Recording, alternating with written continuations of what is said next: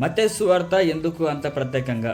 ఎందుకంటే మత్తయి సువార్త ఉంది, మార్క్ ఉంది, లూక్ అండ్ జాన్లో ఉంది.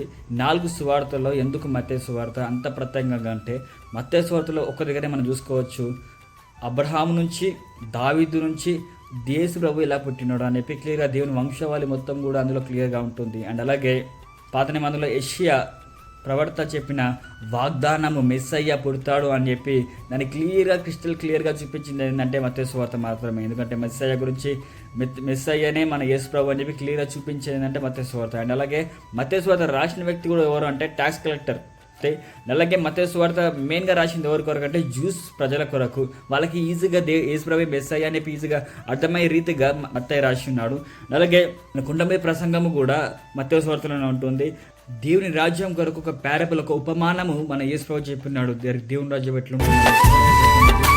అలాగే ఒక ఎర్లీ చర్చ్ అనే పదము గ్రీక్లో ఉంటుంది, ఎక్లీసియా అని, అతనికి అర్థమైనంత చర్చ్. ఆ పదము తీసిన వ్యక్తి కూడా, ఆ పదం కూడా ఇక్కడ ఉందంటే మత్తయి సువార్తలో మాత్రం ఉంటుంది. అలాగే దేవుని ఇతరులకి దేవుని రాజ్యం అంటే దేవుని శిష్యులుగా మనం మార్చాలి అని చెప్పిన ఆ వర్తమానం మొత్తం కూడా మనం మత్తయి సువార్త తీసుకోవచ్చు. అందుకే మత్తయి సువార్తకు ప్రత్యేకం, ఎందుకంటే మెస్సయ్యను చూపిస్తున్నాడు. అలాగే వంశములైన ఈ మెస్సయ్య యేసు ప్రభువే అని క్లియర్గా చూపించింది కూడా మత్తయి సువార్త.